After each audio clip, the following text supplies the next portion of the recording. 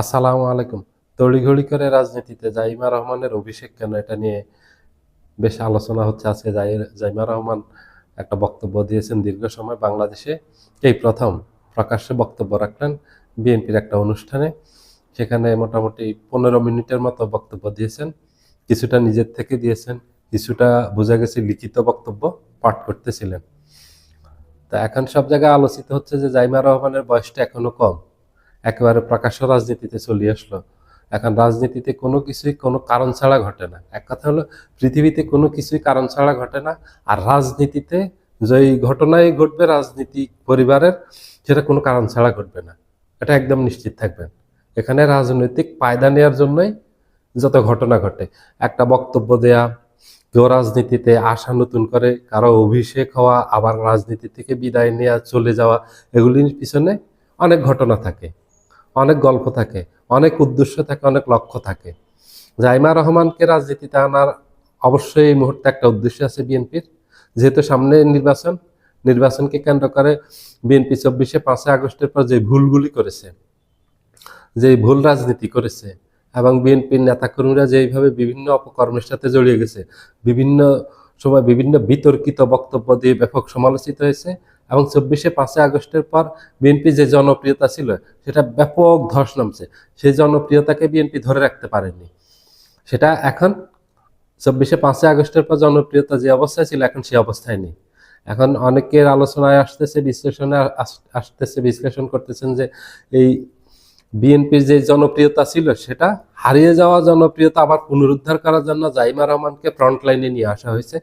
খুব দ্রুত তড়িঘড়ি করে রাজনীতিতে নিয়ে আসা হয়েছে আগামী নির্বাচনে বৈতরণী পার হওয়ার জন্য।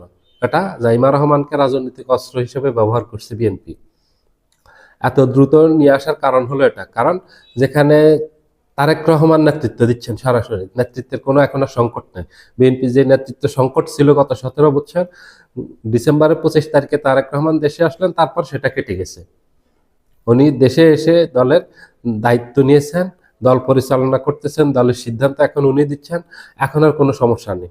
গত 17 বছর যেহেতু শেখ হাসিনার দুঃশাসনের কারণে আসতে পারেন তারেক রহমান আসলে দেশে তার জীবনের একটা হুমকি ছিল, এটা সত্যি কথা। উনি দেশে আসলে ওনাকে শেখ হাসিনা জেলে তো ঢুকাতেই, ওটা বলার অপেক্ষা রাখে না, এমনকি ওনার জীবন নাশ হতো এখানে। এই জন্য আসেন, এটা সবাই জানেন, ওটা ঠিক আছে। শেখ হাসিনা বিদায়ের 18 মাস পর কম বেশি উনি দেশে আসলেন, দেশে এসে দায়িত্ব নিলেন। কিন্তু এই অবস্থায় জাইমা রহমানকে কেন এই নির্বাচনের আগ মুহূর্তে অভিষেক ঘটাতে হবে? তারেক রহমানকে উনি পারতেছেন না? উনি কি ভোটারদেরকে আশ্বস্ত করতে পারতেছেন না?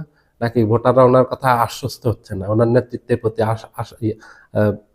ভোটারদের কোনো বিশ্বাস নেই, উনি জনমত গঠন করতে পারতেছেন না, উনি বিএনপিকে সংগঠিত করতে পারতেছেন না? আগামী নির্বাচনে বৈতরণী পার হওয়ার জন্য যদি হয়, জাইমা রহমানকে রাজনীতিতে নিয়ে আসার কারণ হয়, তাহলে তো ওনার ব্যর্থতা আছে। ওনার ব্যর্থতার কারণে উনি জাইমা রহমানকে এই সময়ে নিয়ে আসলেন কেন? এবং জাইমা রহমানের রাজনীতিতে আসার মতো পারফেক্ট সময় হয়নি, আরো সময় অপেক্ষা করতে হবে জাইমা রহমানকে। রাজনীতি বহুত কঠিন জিনিস, বহু জটিল জিনিস। পৃথিবীর সবচেয়ে কঠিন জিনিস হলো রাজনীতি। আপনি রাজনীতিতে অসময়ে আসবেন, জয় বাংলা হয়ে যাবেন। আপনি রাজনীতি ঠিকভাবে করতে পারবেন না, আপনি জয় বাংলা হয়ে যাবেন গা, আপনার রাজনীতি শেষ হয়ে যাবে গা ওখানে। এইভাবে ভুল পদক্ষেপে বহু রাজনীতিবিদ মাঠ থেকে হারাই গেছে। আমাদের দেশের সফল একজন রাজনীতিবিদ বলা চলে, কিন্তু নাই, মাঠে নেই। ডক্টর কামাল হোসেন, আপনারা অনেকে ডক্টর কামাল হোসেন সম্পর্কে জানেন, আবার অনেকে জানেন না। ইয়াং জেনারেশন যারা আছেন তারা জানেন না।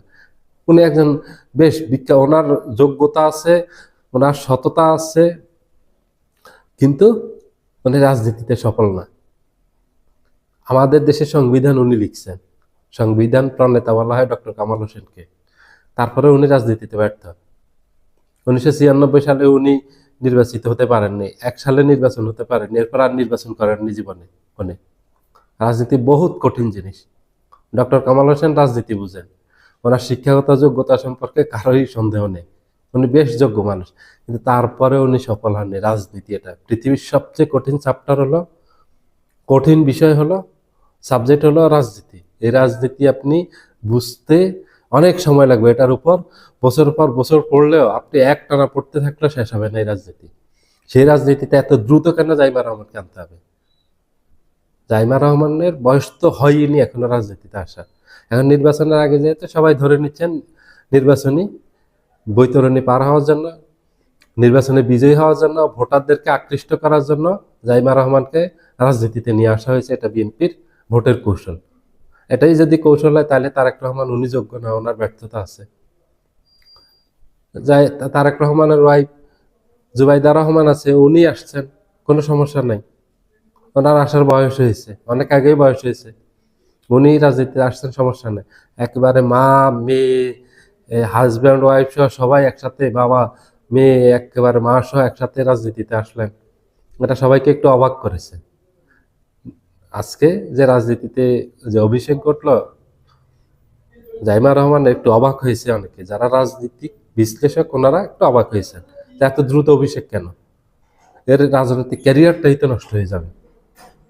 একটা নির্বাচনে বৈতরণী পার হতে যদি না পারে, শহীদ প্রেসিডেন্ট জিয়াউর রহমানের দল, বেগম খালেদা জিয়ার দল, বেগম খালেদা জিয়া যে জনপ্রিয়তা রেখে গেছেন সেটা ধরে রাখতে পারেনি বিএনপির ভুল রাজনীতির কারণে। এটা দিয়ে জাইমা রহমানকে এটা উদ্ধার করতে পারবে? সম্ভব না। বেগম খালেদা জিয়া হতে পারবে না জাইমা রহমান। যদি হতেও পারে তাহলে অনেক সময় অপেক্ষা করতে হবে, অনেক ত্যাগ স্বীকার করতে হবে, অনেক পরীক্ষা দিতে হবে, অনেক পথ পাড়ি দিতে হবে, তারপর দেখা যাবে হতে পারে কিনা। সবাই বেগম খালেদা জিয়া হতে পারে না, দেশনেত্রী হতে পারে না, সবাই জিয়াউর রহমান হতে পারে না। সবাই ভালো থাকবেন, আল্লাহ হাফেজ।